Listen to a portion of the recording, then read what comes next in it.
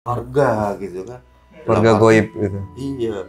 Warga lokal. Warga lokal. Ayolah kita dibantu gitu. Jadi kalau ngeliat mungkin ada yang satu rombongannya udah capek gitu kan, jangan diganggu atau jangan di gimana dibikin jauh atau diputer-puter, deketin dong tujuannya supaya gunung itu rame. Ini kan membantu perekonomian masyarakat setempat. Bener nggak? Masuk nggak logika gua? Iya, masuk. Iya, kalau gunung itu ramai, servisnya bagus, bila perlu kan di open trip ya kan, harga sekian ya kan, dari base shelter atau base camp terakhir ke puncak normal. Kalau harganya lebih mahal bisa lebih cepat gitu kan, jarak juga lebih dekat. Kenapa? Ada MOU. Iya. Kesepakatan. Iya. Jadi si Nyai itu nanti dibantulah sama si Nyai itu. Iya, siapa nggak cuma di Sumbing mungkin ya. Iya. Ya, tolonglah kita dibantu untuk lebih memudahkan kita gitu. Api dengan api itu sejenis gitu kan. Jadi lu paham kan maksudnya? Iya. Makanya gitu sambil jalan tuh, karena gue ngeliat apaan sih Om? Udah, ntar kita nggak nyampe apa karena ngebahas ini mulu gitu sambil jalan. Sementara kita udah lapar, udah gelap nih. Gitu kan. Udah, akhirnya sambil ngerokok, dia mantau terus. Begitu rokok udah habis, sambung. Oke, lama-lama gue bengek gitu. Lu aja gantian, lu di depan lu yang ngerokok gitu kan. Bengek gue belum habis, sambung lagi. Untung jalan turun, coba naik, ngap kita. Assalamualaikum warahmatullahi wabarakatuh. Jumpa lagi dengan saya, Ale, host Jejak Backpacker. Dalam obrolan misteri Jejak Backpacker kali ini, saya sudah kehadiran seorang narasumber yang pernah mengalami kejadian mistis di Gunung Sumbing pada beberapa tahun lalu. Sebelum narasumber kita, Om Petualang menceritakan pengalaman mistisnya, jangan lupa untuk selalu support channel Jejak Backpacker. Subscribe, like, komen, dan share sebanyak-banyaknya ke teman-teman kalian video-video YouTube Jejak Backpacker. Assalamualaikum. Om. Waalaikumsalam. Iya. Enggak, gua lagi ngeliatin ini mau diajak cerita apa horor, kenapa pas banget gambar tengkorak ya? Ini dari apaan sih nih? Dari brand support kita. Jadi teman-teman nanti yang mau ini buff ya. Jadi teman-teman yang mau beli buffnya nanti kita cantumkan link di bawah ini. Follow aja Instagramnya. Keren loh. Ini keren banget. Kalau mau kayaknya kalau mau ngetripnya berbau-bau mistis pakai yang begini kali ya biar manggil kawannya yang gambar tengkorak gitu. Ya udah Om ya. Sekarang enggak, tapi salaman dulu, kita belum salam. Iya. Assalamualaikum. Ya. Gua nggak tahu nih apa kode alam apa ya. Kalau zaman dulu kan kode alam langsung besoknya ini ya. Pasang ya 4 angka 2 angka gitu. Iya. Kode alam nih cerita horor pas bener. Oke. Ini narasumber kita Om Petualang. Jadi Om Petualang ini sering udah mendaki mungkin udah puluhan lah, udah ratusan gunung-gunung di Indonesia maupun gunung di luar Om ya. Iya. Oke, Om, tapi ini kita mau bercerita dan mau mengulik langsung pengalaman horornya. Horor? Iya. Jadi kan katanya Om Petualang ini punya pengalaman mistis di Gunung Sumbing. Ini horornya yang apa nih, yang supranatural atau enggak? Karena kan ketemu mantan itu kan juga horor loh. Ya betul. Iya kan? Ini hantu Om. Oh yang berhubungan. Iya, berhubungan dengan hantu. Oke. Kita dengar sedikit cerita dari Om Petualang ini untuk menceritakan pengalaman mistisnya. Oke Om, kisi-kisinya mungkin Om kita kasih tahu ke penonton di rumah. Boleh. Tapi biasanya saya kalau cerita tuh mesti ada rokok. Oh iya, rokok. Iya. Iya. Lanjut Om ya. Jadi awalnya yang Sumbing ya. Ya. Awalnya waktu sekitar awal 2019 atau 2018 akhir. Musim hujan kan. Iya. Emang sengaja tuh gitu. Karena dulu masa kecil kita bahagia gitu kan. Jadi kita ingin selalu ngulang tuh. Gue pikir musim hujan dulu waktu gue kecil demennya main hujan-hujanan, blok-blokan, perosotan gitu kan. Nah kebetulan ada temen dari Cimahi ya kan, wewean, gue gatel nih, tanya dia nih, oh ya kebetulan kita mau ke Lawu, awalnya ke Lawu nih. Jadi ke Lawu, akhirnya ya udah deh, oke berangkat. Kebetulan wah Lawu juga udah lama banget nggak ke sana kan. Begitu sampai ya kita berangkat, biasa ketemu di Solo gitu. Kebetulan gua ada urusan dulu di Solo, mereka udah sampai duluan. Kita ketemu di stasiun Purwosari, dari situ langsung ke Solo. Kita mau lewat Cemoro Kandang. Kisi-kisi. Iya, kisi-kisinya dulu. Oh, nggak boleh bablas ya langsung. Iya. Biasa gue kan orangnya gaspol. Iya.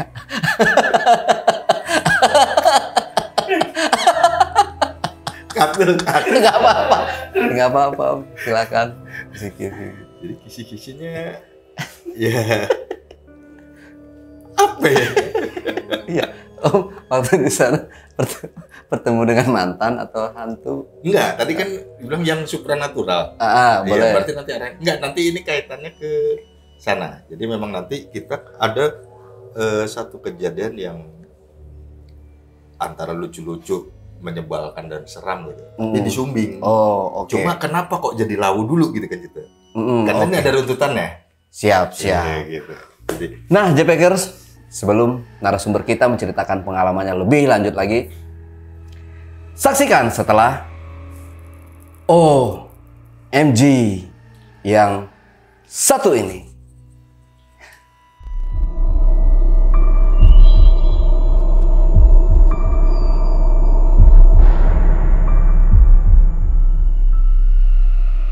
Oke Om, silahkan diceritakan. Oke, tadi ngulang sedikit. Iya. Akhirnya kita ke Lawu dulu. Oke. Rencana awal tuh ke Lawu. Begitu sampai Lawu, Lawu itu emang dari dulu ya, dari zaman tahun 90 selalu apa ya, terutama di musim penghujan tuh, akhir tahun itu kabutnya tebel gila-gilaan deh. Kita ke sana sampai hari itu sih masih oke tuh. Itu sekitar tanggal 31. Tanggal 31. Kita sih nggak rencana mau tahun baruan gitu, nggak. Gitu. Tapi kita pengen naik. Pas kebetulan sampainya 31, kita rencananya stay dulu di base camp di mana? Cemoro Kandang tuh. Rencananya besok paginya itu mau naik tanggal 1. Udah kita stay dulu di situ, udah wah tiap dari mulai pagi siang sore cuaca nggak bagus memang. Ya nggak bisa nyalain cuaca, emang kita aja geblek gitu kan, udah tahu musim gitu. Itu kabutnya tebal, jarak pandang paling cuma 5 meter. Sini ke situ lah gitu kan. Ya sini ke pintu gitu kan. 5 meter, terus kita nunggu nih tanggal 1. Itu ternyata bertepatan dengan kejadian hilangnya si Alfi tuh. Cuma dia kan lewat Candi Ceto kan. Itu dia pas tanggal 1 kalau nggak salah ya. Pokoknya begitu kita lagi siap-siap, tiba-tiba ranger itu bilang, Mas, nyuwun sewu gitu katanya. Untuk pendakian kali ini kayaknya ini dulu bukan di cancel tapi ditunda dulu. Karena kita dapat kabar kejadian bahwa di Candi Ceto itu ada yang hilang. Jadi untuk memudahkan proses pencarian, jadi semua jalur untuk sementara di-clearkan dulu. Ya, oke lah, kita nunggu, stay dulu. Kita berharap satu hari itu bisa ketemu, gitu, supaya ya biar bagaimanapun mengingat si survivornya juga bisa selamat. Terus yang kedua juga supaya kita bisa mendaki. Hari pertama komunikasi terus dengan mereka, kita bilang belum ada perkembangan. Hari kedua tetap belum ada tanda-tanda bahwa itu. Sehingga di hari ketiga kita putuskan pindah nih, gitu kan, pindah. Ya udah, berarti kita pitong lah, istilah kalau anak dulu tuh pindah tongkrongan, ya pindah gunung. Mau kemana gitu? Cipcus kan, biasa lah kita ini kancing gitu. Gunung yang dekat sini apa yang buka? Merapi tutup, Merbabu tutup, tinggal Sindoro Sumbing. Ya kan sekitar situ Sindoro Sumbing. Tadinya kan mau langsung ke Everest gitu kan, cuma kan kayaknya terlalu spektakuler gitu kan. Iya, terlalu jauh juga. Ngaconya kebangetan gitu kan, makanya udah ini katanya. Oke. Akhirnya kita pindah ke kawasan sana. Pokoknya apakah mau Sindoro atau Sumbing? Lihat nanti. Oh, istilahnya let's see lah. Yang penting kan kalau di ini, kita di mana ini? Di mana ini? Nggak tahu gue di mana. Udah akhirnya kita berangkat ke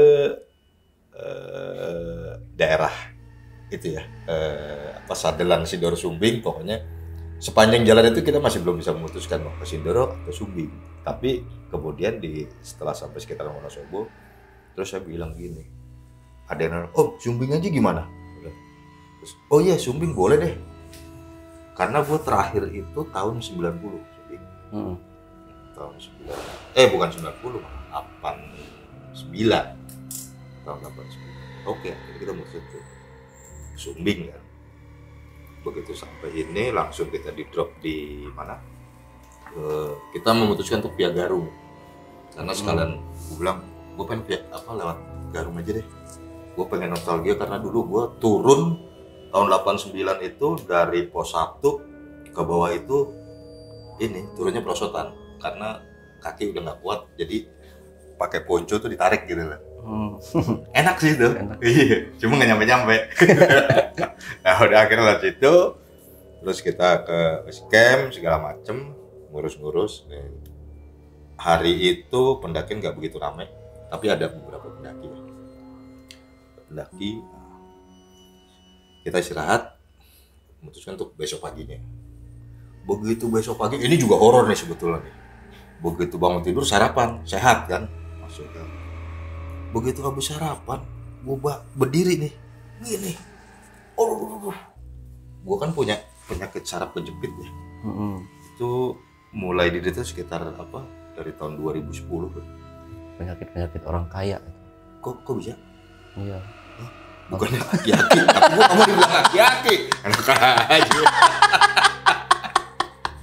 Jadi begitu selesai makan tuh di warung yang base camp kan sebenarnya warung-warung tuh khusus makan. Waduh, begini kan sakit nih, saraf kejepit. Terus temen lihat, kenapa om? Kamu nih saraf kejepit gua. Dia bilang, lah bisa naik atau enggak? Biasanya kalau saraf kejepit, kalau saraf kejepit lagi kumat itu serba salah.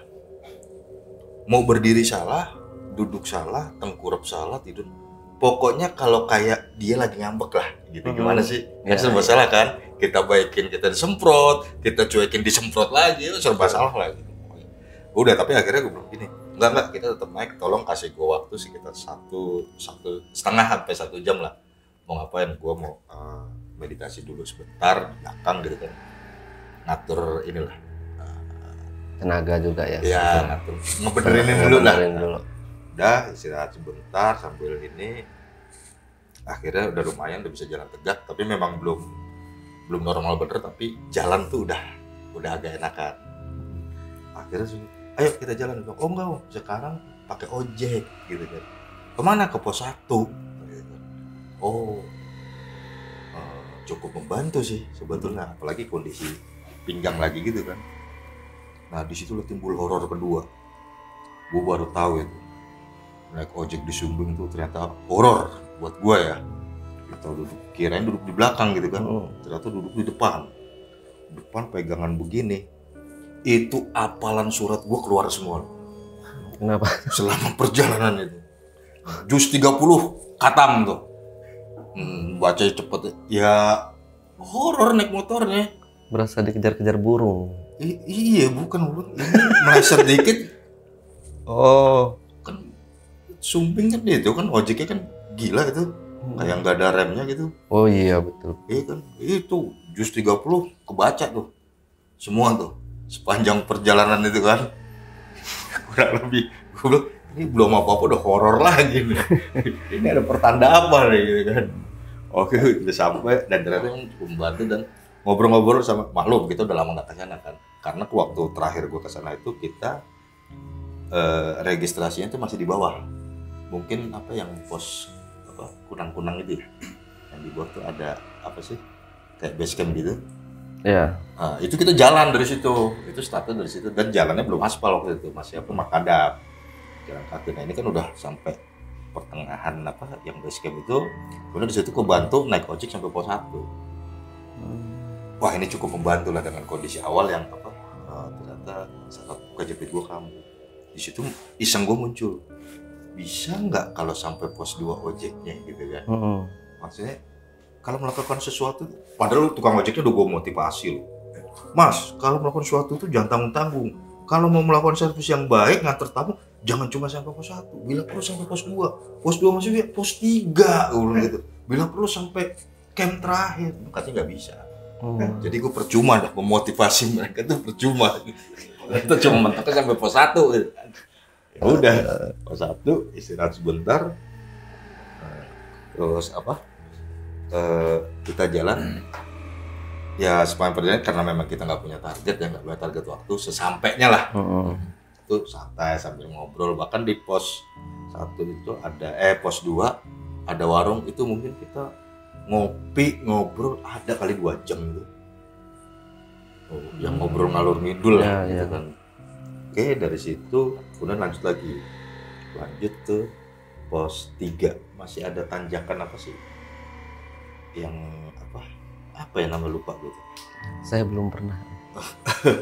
Apa ya yang ya itulah pokoknya ketemu jidat yang mau ke pesta ya? Yang akhirnya dibuatin jalur baru itu yang mau ke pos 3 ya? Engkol-engkolan. Nah itu di engkol-engkolan itu juga ternyata nih masih sama lah kayak yang dulu lah. Emang tanjakan baik sindul lah kalau kita bilang. Sampai di pos 3 itu yang pos sunset ya, kurang lebih itu udah mau maghrib. Tadinya kita mau ngecamp di situ, cuma katanya kejauhan om, nanti summitnya ntar sih om. Tahu sendiri gua kalau udah maklum kita kan kecil kan dimanja orang tua ya, jadi kalau udah manjanya nongol tuh bawaannya bukan ada gitu, nggak peduli di mana gitu, nanti kejauhan. Oh ya udah, akhirnya kita putuskan untuk di Watu Kotak. Watu Kotak. Istirahat sebentar, lewat maghrib kita jalan tuh pos 3, lewatin Pestan ya kan, terus Pasar Watu gitu kan. Begitu dari Pasar Watu mau ke Watu Kotak itu kan harusnya sih cuma 1 jaman katanya kan. Itu kita mungkin sekitar, karena gue inget gue ngeluarin jaket tuh pas di Pestan kan terbuka tuh arealnya sebelum pasar waktu. Di situ gue ngeluarin jaket, masih terang, masih ngeliat matahari sunset gitu ya. Cuma angin kenceng kan. Gue ngeluarin jaket itu berarti sekitar jam-jam 6:30 lah. Jam 6:30. Perkiraan kita paling sampai Watu Kotak itu jam 7:30 lah, jam 7:30, 8 lah. Tapi kita sampai jam 7:30 itu jalan belum ketemu. Ketemu, terus ada yang nama teman itu yang John. Ya lu terakhir kesini kapan? Baru beberapa bulan yang lalu. Terus bilang, iya nih om, kok harusnya sih sebentar lagi sampai ya, dia bilang gitu. Depan situ. Ya udah gini aja deh, daripada nanti eret-eretan kita nggak tahu. Itu udah mulai ini nih, mulai ngajak bercanda nih, udah gitu kan. Eretan. Udah tunggu dulu di sini, dia jalan duluan ngecek gitu kan. Kita tunggu hampir 1 jam tuh DP ya. Terus gimana? Udah dekat belum? Nggak ketemu dia sendiri bilang, ini aneh nih. Nah, kok nggak ketemu? Kita udah jalan udah agak jauh. Ya udah gini aja nih, kalau emang nggak ketemu, daripada kita juga gambling kan, mau sampai jam berapa gitu kan. Belum lagi nanti kalau nggak ketemu spot buat diriin tenda. Areal yang cukup kan, kita pakai 4 orang pada 2 tenda gitu. Udah jalan, begitu ada tempat yang agak landai atau layak untuk ngecamp, cukup 2 tenda, kita buka. Akhirnya ketemu tuh nggak jauh dari situ. Ketemu lokasinya itu kalau ini jalur ya, kan naik nih. Kebetulan sebelah kiri itu gigiran ke bawah gitu. Jurang. Ya, saya bilang jurang tapi nggak, agak-agak jurang. Sebelah kanan agak landai cukup dua tenda dan tebing batu. Wah di sini boleh juga nih. Udah kita buka, kita sih nggak ada perasaan apa-apa, maklum tambang lah gitu istilahnya. Cuma memang pas itu gue kebiasaan biasanya kalau di tempat ngecamp itu, kalau apa ada kan yang suka keliling ngapain dulu, kalau gue biasa kencing dulu di situ. Ibaratnya kayak nandain tempat dulu loh. Gue ada di sini loh. Kayak macan. Macan. Gue ada di sini loh. Itu. Rokok. Iya, ini harus ini.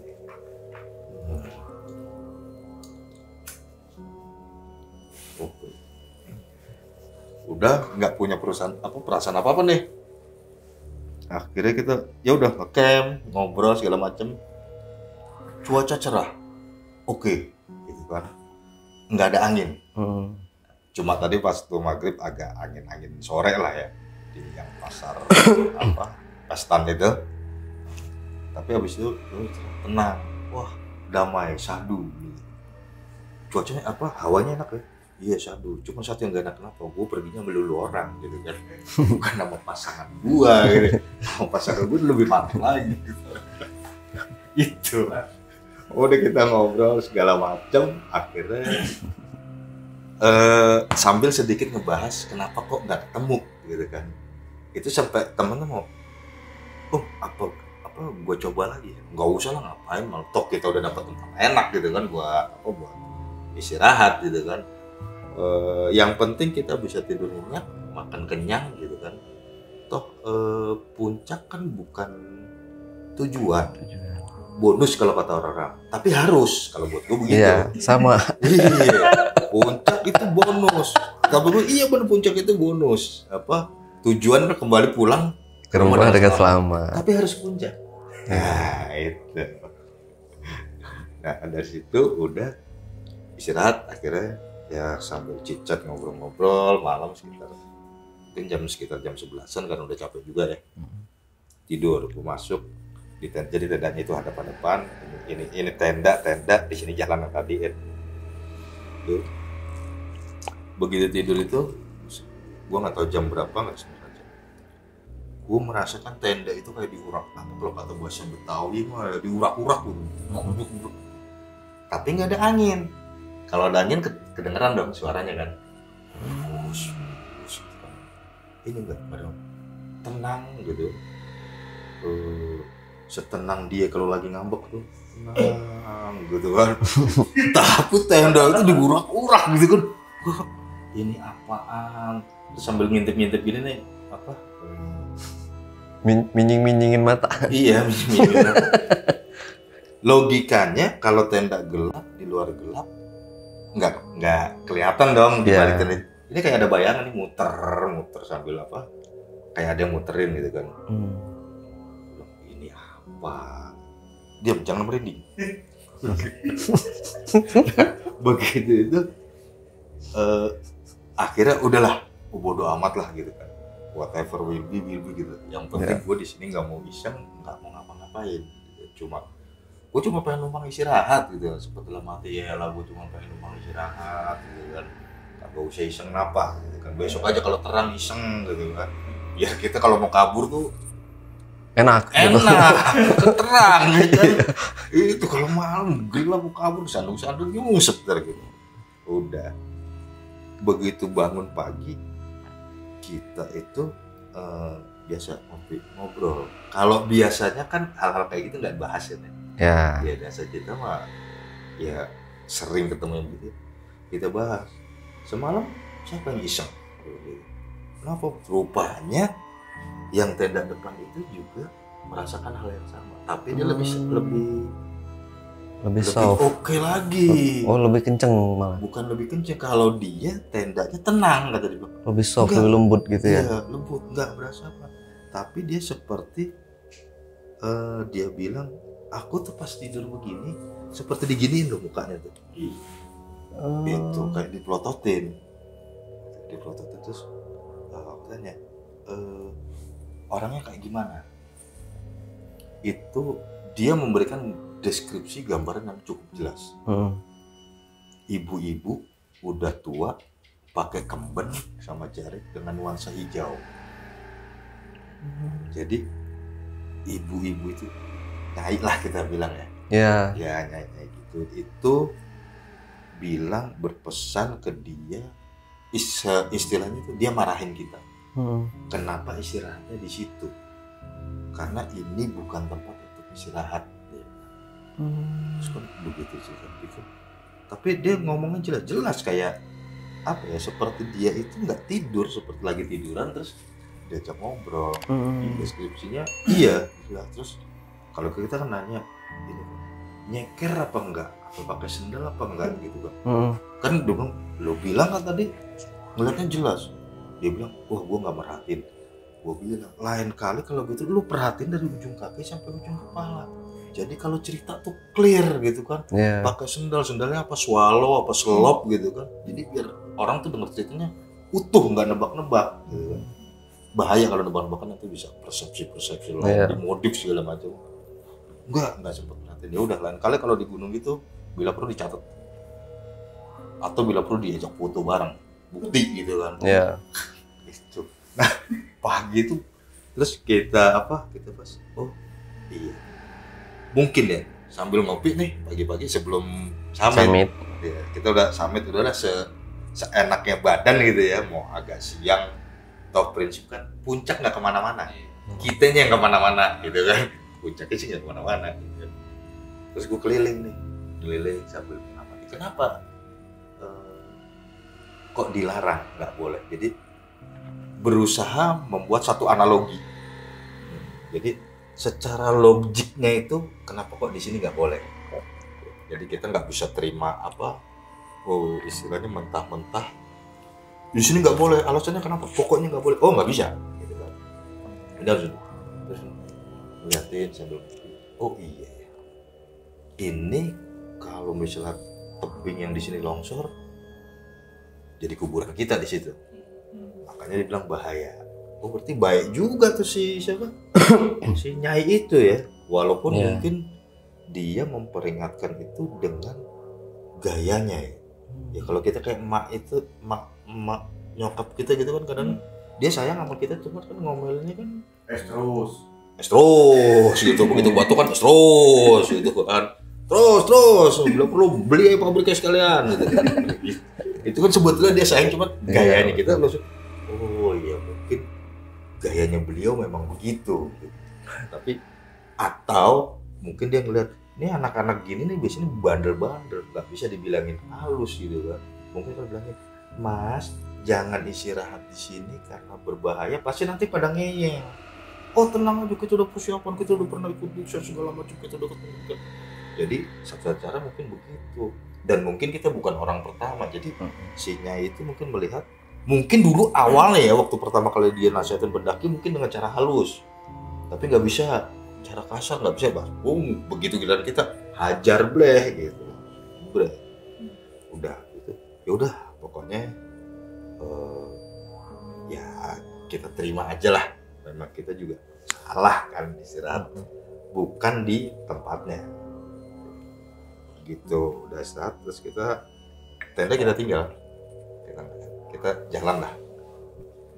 jalan sambil masih bertanya-tanya nih, sambil jalan sambil diskusi. Gue penasaran kok posisi apa waktu kota Bengkem itu kok nggak jauh. Begitu kita baru jalan sebentar, loh sekitar 15 menit, loh kan ini lokasinya, ada batu gede gitu kan. Terus kita lihat situ ada tenda 2 di ujung sini, satu di sini satu. Harusnya semalam kalau kita lanjutin jalan ya mungkin kondisi gelap 15,5 jam itu paling lama setengah jam lah sampai. Tapi kan si kawan gue ini kan udah duluan, itu udah 1 jam nggak ketemu. Tuh akhirnya itu jadi pertanyaan lagi, kenapa semalam nggak ketemu? Langsung apakah kita akan buka meeting di sini atau nanti di bawah? Kalau kita buka meeting di sini nggak nyampe nih. Iya kan? Ngebahas itu maksudnya. Ya udah kita muncak dulu. Begitu muncak biasa foto-foto ya gaya-gaya apa yang kita mau. Manjat pohon. Iya. lompat-lompat gitu kan. Ya, turun sambil kita packing tuh masih penasaran, kenapa ya kok jarak yang sedekat itu harusnya malam itu bisa kita capai tapi nggak ketemu. Ya udah sih gitu kan, ngapain juga dibahas, tuh udah kejadian udah lewat, atau mau diulangin lagi gitu kan, dia ngapain juga gitu kan. Udah pulang kita turun sampai di pos 3 yang ada warung tuh, pos 3 ya kalau yang ada pos sunset ya kalau gitu. Ya itu ngobrol sama bapak yang oh iya mas, di sini memang itu siapa namanya, siapa sih itu apa emang, terus kita kasih pak gambarannya tuh begini. Iya persis.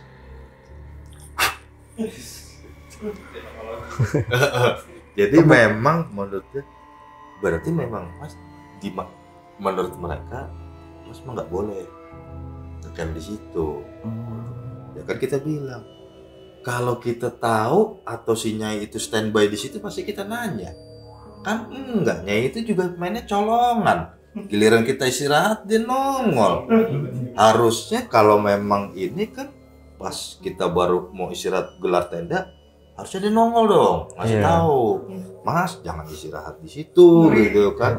Mendingan apa ke bawah lagi atau itu dekat. Justru Pak, kalau misalnya itu nongol pas kita baru mau buka gelar tenda, kita mau komplain. Kenapa lokasi itu diumpetin gitu kan, sehingga kita harus berhenti di sini. Harusnya kan kalau memang itu bila perlu dideketin, kita duduk itu lokasinya nyamperin kita. Kan dia punya kuasa di situ. Iya kan? Dia bisa menghilangkan atau membuat jauh, harusnya bisa membuat dekat dong. Iya kan, logikanya begitu kan. Kita jalan temen nggak ketemu kayak jauh atau nggak kelihatan, nah, kenapa nggak dibuat dekat atau kelihatan, atau ibaratnya kita baru ngobrol dekat kayaknya masih jauh, begitu nengok ini kan itu apa ya, lebih bersahabat lah dengan kita kan gitu. Turun lah, begitu turun, sambil turun itu masih sampai kita bahas, kok bisa ya begini ya. Iya, wah nggak fair nih, wah berarti si Nyai itu nggak sayang sama cucunya. Kalau kita cucunya harusnya itu lokasi dideketin ke kita, bila perlu puncaknya diturunin. Iya kan? Jadi kita cuma jalan 5 menit nyampe puncak gitu kan. Dan nggak terasa capek. Enak ya. Iya. Gitu. Makanya mungkin nanti gua nggak tahu ya, mungkin harus ada simposium atau pertemuan antara para pendaki dengan para warga gitu kan. Warga goib gitu. Iya.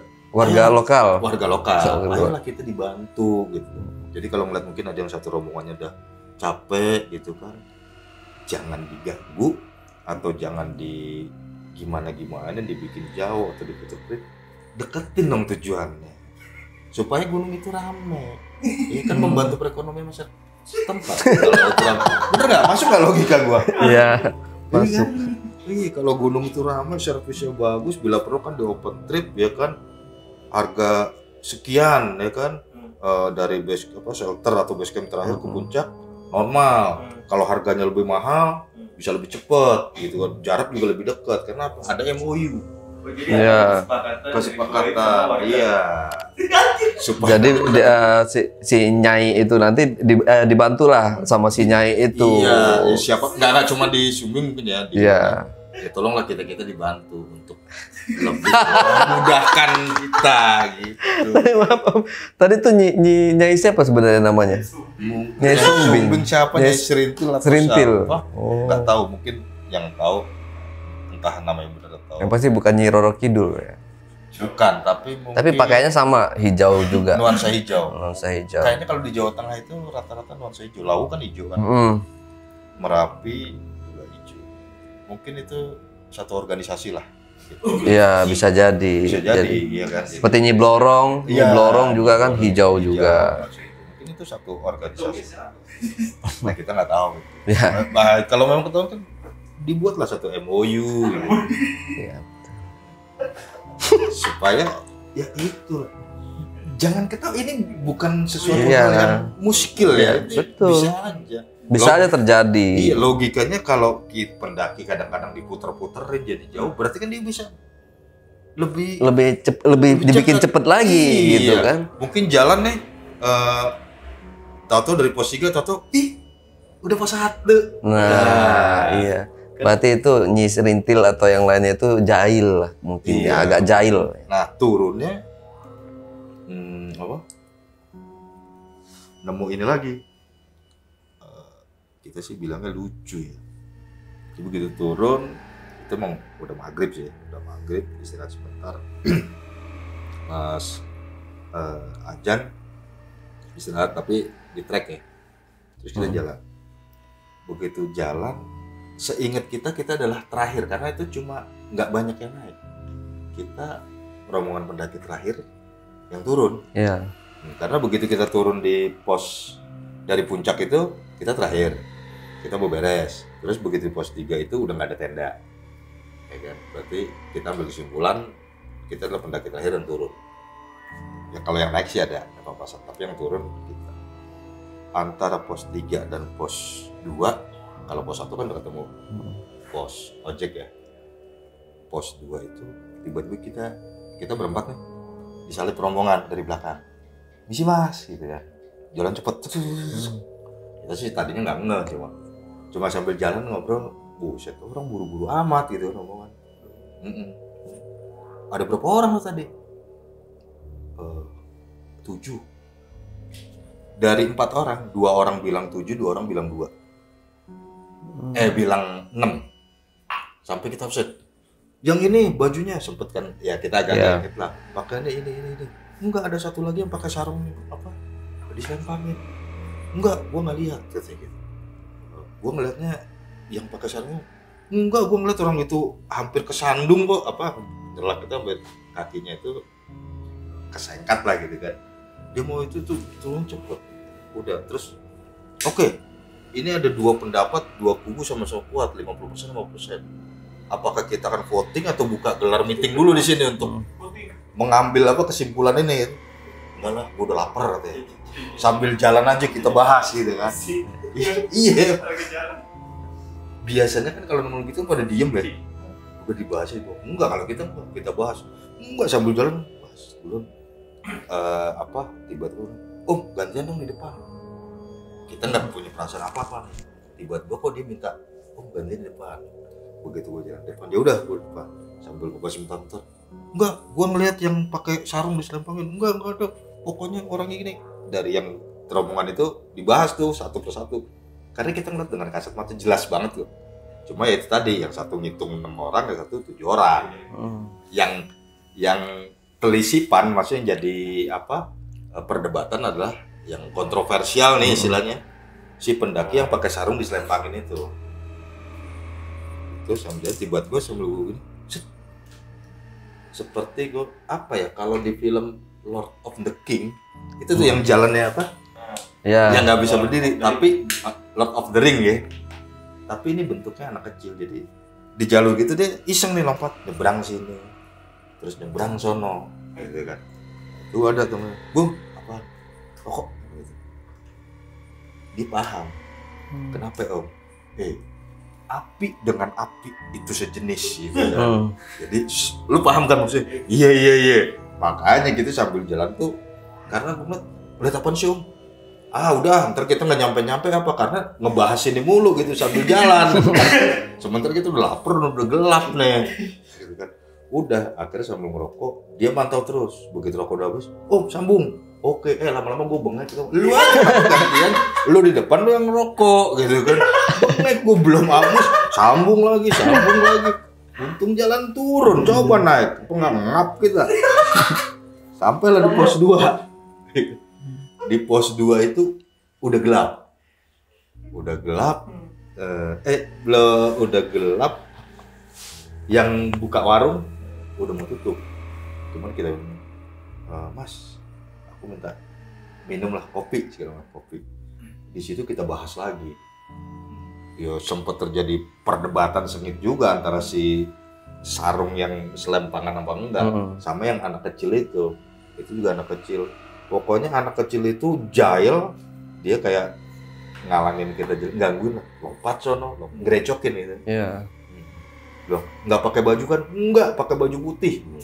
Nggak pakai baju putih. Berarti ada dua masalah yang harus kita selesaikan di bawah nanti. Satu, bajunya si anak kecil sama yang pakai sarung. Pokoknya gimana caranya nanti itu kita bahas di bawah. Udah akhirnya ngopi, turun dari pos 2 ke pos 1 sih so far nggak ada masalah ya. Kita cuma berharap bahwa tukang ojek itu masih ada, itu aja sih. Biar cepet. Biar cepet nyampe. Iya, alhamdulillah masih ada. Sampai base camp malam yang harusnya kita rencananya mau langsung turun, jadi enggak, akhirnya kita minum lagi. Nah begitu sampai base camp, itu keinginan untuk membahas dan berdiskusi itu tiba-tiba hilang gitu aja, udah malas gitu. Ya kayak gitu lah. Udah. Emang kadang-kadang ya, aku tuh suka jahil ya. Setan digibahin. Ya gimana? Ya. Daripada diem-dieman kan malah aura horor mistiknya itu serem kan. Kita sibuk dengan pikiran, mendingan kita gibahin sekalian.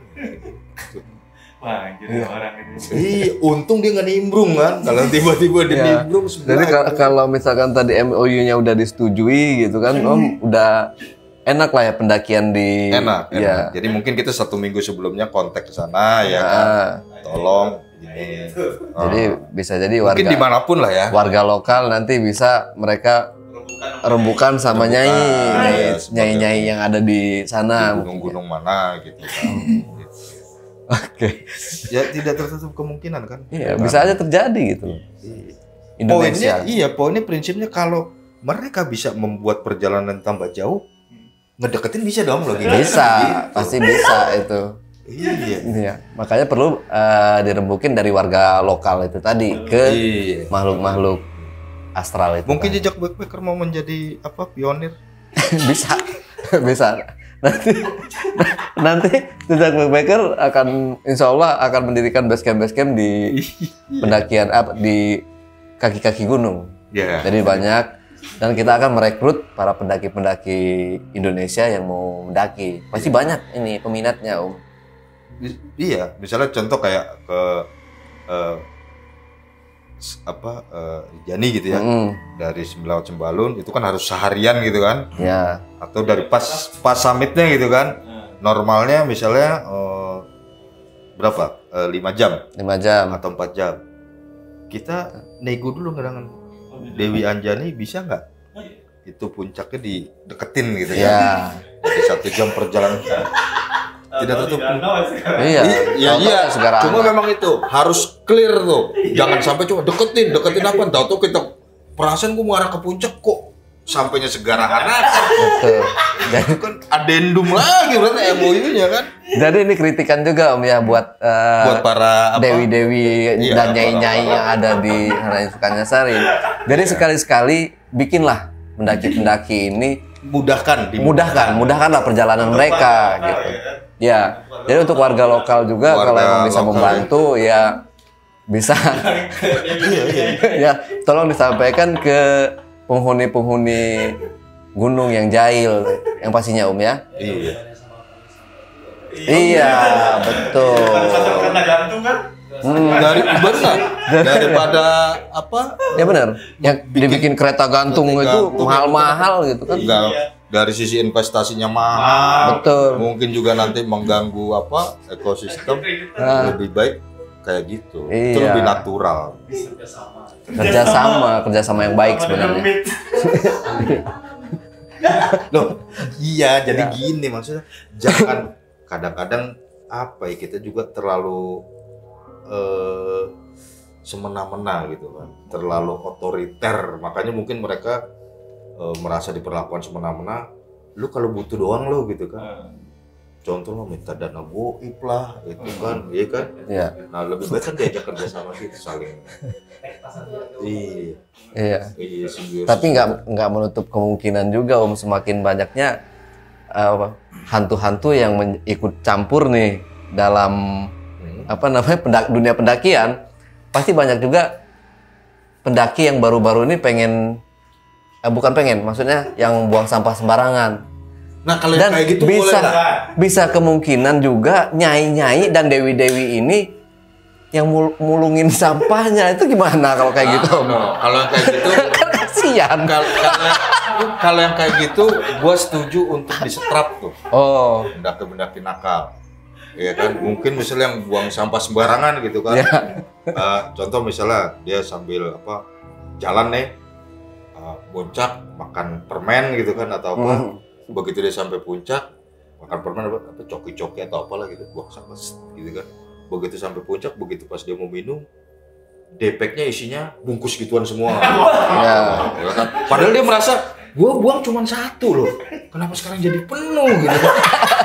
Itu kan kalau diceritakan rumah, akhirnya orang kapok loh. Wah enggak, begitu turun masa depek gua berat, isinya sampah semua, gua kapok buang sampah. Bisa juga begitu. Iya. Atau misalnya buang boker sembarangan gitu kan. Iya kan? Begitu dia balik ke tenda, kok bau? Ternyata begitu nengok, dia pindah. Iya. Jadi itu kan bikin orang kapok. Iya. Oke.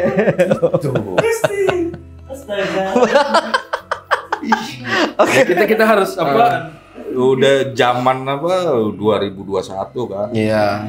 Kalau memang kita belum mampu seperti Amerika, Rusia, Cina yang bolak-balik mengirimkan penduduk bumi keluar angkasa untuk sekedar pelesiran ya, piknik, open trip lah. Kalau mereka mungkin open tripnya ke mana? Ke angkasa, ke Mars ya. Iya. Nah kita lebih maju di sisi ininya, nggak usah malu, memang kulturnya beda gitu kan. Betul. Oke lu bisa sampai bulan, tapi gue bisa memindahkan sampah ini kembali ke orang yang buang sampah, dan itu kita dikasih bonus kali.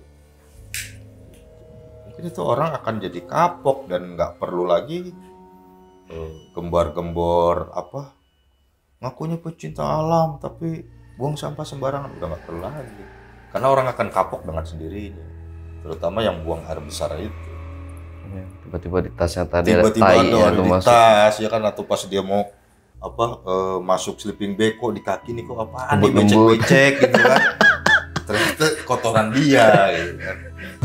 Oh mungkin ada tambahan sedikit Om buat nonton kita Om. Oh iya, pesen aja sih buat para penggiat Alam, olahraga pendaki gunung, kegiatan alam yang khususnya pendaki gunung. Prinsipnya adalah gunung itu adalah bukan tempat kita datang pertama. Jadi sebisa mungkin kita harus menghormati adat istiadat atau kebiasaan-kebiasaan di sana lah. Adat istiadat ya. Itu aja, simpel. Dan mendakilah dengan happy. Jadi kalau ketemu hal-hal gitu nggak usah panik, dibawa happy. Bila perlu pada saat mimpi atau itu segera bangun, ajak diskusi. Tidak ada yang tidak bisa diselesaikan dengan diskusi, ya kan? Segala permasalahan itu bisa selesai dengan secangkir kopi, ajak ngopi. Nah mantap. Mungkin itu bisa selesai. Ngopi dulu. Ngopi, nah kayak gitu. Sambil Om ngopi, saya tutup dulu Om ya. Oke, sip. Nah, Backpackers, itulah tadi obrolan Jejak Backpacker bersama Om Petualang. Jangan lupa untuk selalu support channel Jejak Backpacker, subscribe, like, komen, dan share video-video YouTube Jejak Backpacker. Buat teman-teman yang mau kenal langsung dengan Om Petualang ini, teman-teman bisa langsung follow Instagramnya dengan link yang ada di bawah ini. Wassalamualaikum warahmatullahi wabarakatuh. Oke Om, terima kasih banyak Om atas ceritanya. Nanti kita cerita lagi Om ya. Boleh. Sampai jumpa.